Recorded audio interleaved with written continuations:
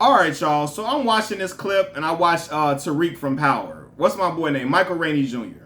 They in there doing it. Do your dance, AB. Put that. Y'all know. Put that stuff on. I ain't gonna cuss because I think YouTube gonna take my monetization if I curse within the first couple of minutes of the video or something like that. I don't know. I think that's how the guidelines go. But put that SHIT on. AB doing all this and doing all of that, and I'm like, man, AB has really become a caricature of himself. For real. Like. AB just want to be famous. That's all he care about. He don't care about the fact that he was on the verge of, I'm talking about I'm telling y'all right now, Antonio Brown was talented enough to be the second greatest receiver to ever grace the league, or possibly rival the numbers of Jerry Rice. He was on that type of trajectory at the beginning of his career.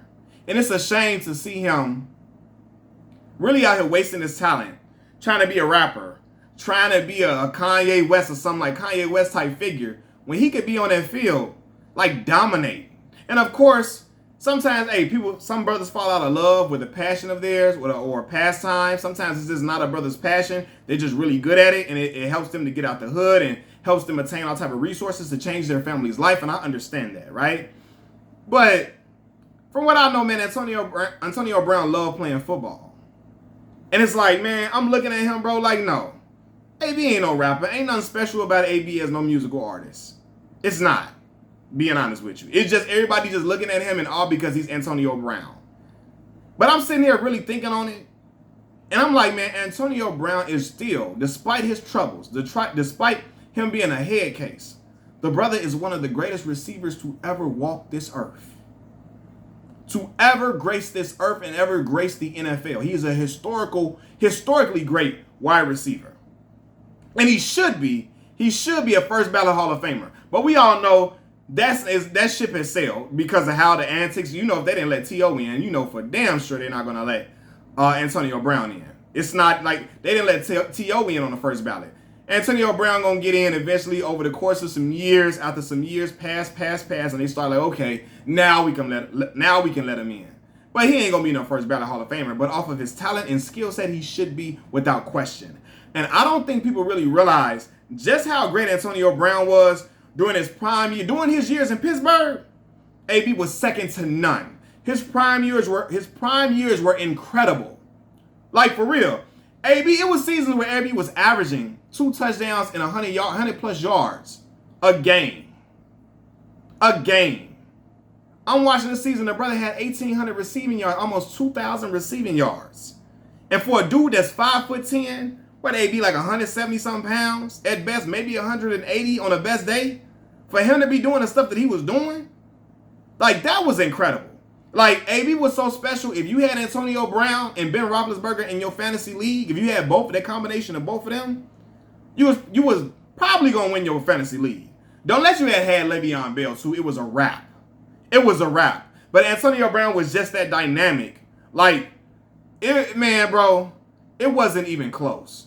Man. If he didn't have the common trait of being crazy, mixed with crazy talented, like, who knows what he could have achieved in the NFL. If he wasn't crazy, mixed with crazy talented. If he didn't have that, because it just happened, he had that combination of being crazy and crazy talented, that it started to spiral out of control for the brother, man. But Antonio Brown, as far as big playmaking, pass catching ability, running routes, is one of the greatest wide receivers to roam this earth. When it comes to impact and ability as a player, Antonio Brown was second to none for a string of, I want to say, 5 to 6 years in the NFL. The man could run every route you asked him to run. Every route in the route tree, he could do it. And in fact, other than Steve Smith, you can't name me one small receiver who could win one-on-one matchups and double team matchups like he could. Outside of Steve Smith, you can't name me a small receiver that could do that. You can't. AB would have dudes beat by a mile. And I was just like, it was unfair. And that's why you had people who were vying for Mike Tomlin's job, because they felt like with that offense that they had and Antonio Brown being at his peak like he was, they felt like there was no reason that the Pittsburgh Steelers should not have won a Super Bowl with Antonio Brown as a wide receiver. because he was just that dynamic. He was game changing. Antonio could go across the middle. He could have and then in big games, Antonio Brown could make that big play that the Pittsburgh Steelers needed. I sat and I watched a highlight video of Antonio Brown. This is today. I'm sitting and watching the highlight video because I knew I was going to make this video. I watched the highlight video and I'm looking at all the big time plays and big time catches he made for the Pittsburgh Steelers to win games. Clutch plays. I say, yeah. Dude was on another stratosphere. Now, y'all know I love me some Randy Moss. Anybody that watch this channel know I love Randy. But even Randy Moss failed to make big plays in big games a lot. Especially playoff games. Randy, to see how, even that great year Randy had in New England, Randy was not great in that Super Bowl game, and they lost against the New York Giants. He wasn't. Randy wasn't great in that game. He wasn't a difference maker in that game. And Tom Brady needed him to be in order, because the defense was on Tom Brady. They was on him like white on rice, like flies on shit. I'm not gonna lie. But Randy wasn't spectacular. He wasn't big money. And again, as much as I love Randy, a critique of him can be he didn't show up in big games like that, like he was supposed to. In fact, Antonio Brown's number supersedes Randy Moss's in playoff games. Randy had a lot of mediocre or average playoff games for real. As great as he was, as dynamic as he was, the man was I'm talking about a freakish athlete. As physical as physically imposing as Randy was, as far as his height and size and athletic ability and all that, AB still had better. He was a better postseason receiver, for sure. And again, I'm looking at Antonio Brown. Them 9 through 9 seasons, Antonio Brown had over 11,000 receiving yards in 9 seasons. That let me know if Antonio would have kept his head straight, if he would have just kept his mental all in order, and he would have kept producing like he was over the years, if he would have had through 3 more seasons, through 12 years, Antonio would have had well over 15,000 yards. And again, I feel like he still would have been in good shape, been in good condition, and he still would have kept going and going and going.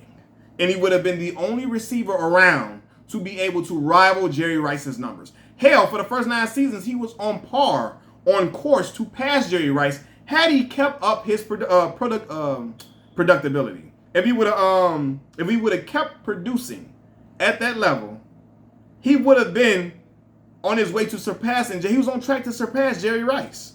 For real. In 9 seasons, Antonio had more Pro Bowl appearances than Randy did in 14. In 9 seasons where he was full-time playing, he wasn't having troubles off the field to knock him off, to have him sitting out games. He had more Pro Bowl appearances in 9 seasons than Randy had in 14 seasons. That tells you something. Right? And again, Antonio is not physically gifted. He is not a force of nature the same way Randy Moss is. But his skill level was unparalleled. When he was in Pittsburgh, it was unparalleled. He did not have an equal. Right? I would watch him go long. And then Ben Roethlisberger would fling that mug. He would fling it out further, a little further than Antonio, further ahead than what it's supposed to be. But he knew Antonio could hit an extra gear while in stride to catch the ball and create separation at the very end of his route to make a play. That's how special AB was, man. Like, the brother was a clutch performer, and he had a ton of damn heart. To be that small, he had a lot of heart. Just like Deshaun Jackson had a lot of damn heart too. For real. To be that little, and like Deshaun had a lot of the heart too. But AB had a lot of heart for being a little guy, man. He could stretch out, again, he could stretch out defenses. And again, he can make big plays off of broken plays. He could, it could be a broken play, and he can improvise and get them an additional 15, 20 yards. Just off of his footwork, again, route running, his ability to just to juke defenders, all of that. Like, the way he could move, it was special, man. The way he could beat defensive backs. You know what I'm saying? You don't see that every single day. And I don't think people are going to know that because AB has become a spectacle. He's become a clown show now, right? So you can't even talk about how great, you kind of sometimes lose track of how great he was. But again, you saw how great Antonio Brown was once he left the Pittsburgh Steelers. Once he left the Pittsburgh Steelers and JuJu Smith-Schuster did not have the success that they predicted him to have, because when he was alongside AB, everybody like, man, JuJu gonna be that dude. JuJu gonna be that dude. AB keep acting up, watch. JuJu gonna be the one to replace him. JuJu gonna be the next up. JuJu gonna be the next big thing. JuJu on the beat is gonna be that dude.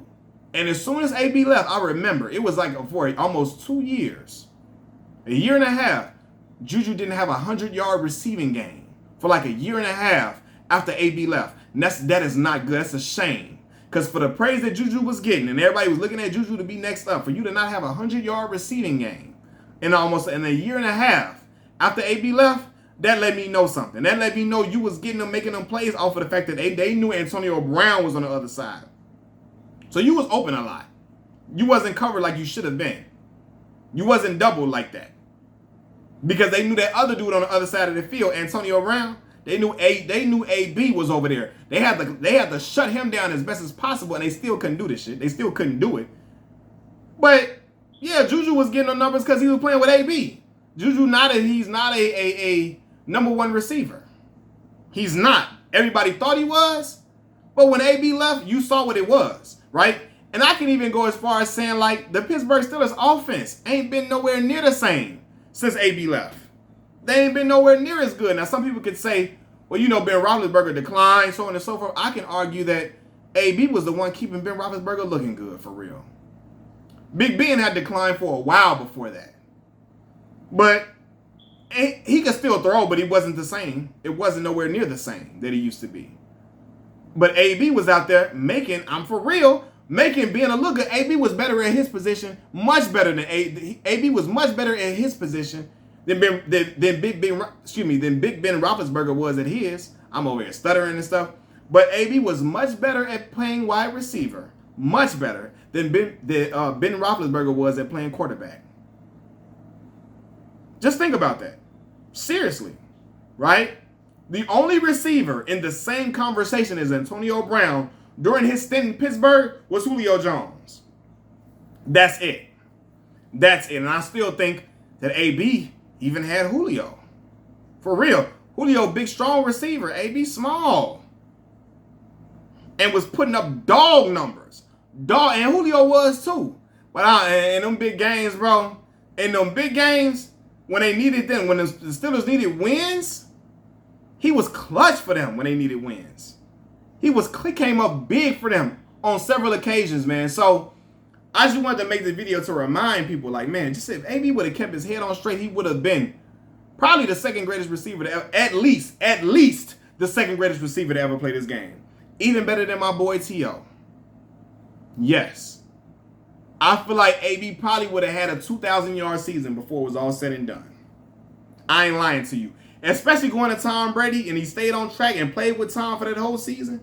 AB might have had 2,000 yards, but would have been the first receiver to have 2,000 actual receiving yards. For real. In a season. He would have broke that record. Because he was just that dominant and just that special. And then now I'm watching him do all his antics. I'm like, man, that gets lost in the sauce because of the antics now. All the stuff he did in Tampa Bay and how he handled that situation, what he did in Oakland, how he was acting even in New England when they told him not to be in contact with the girl who accused him of sexual assault, and he did it any damn way and got cut.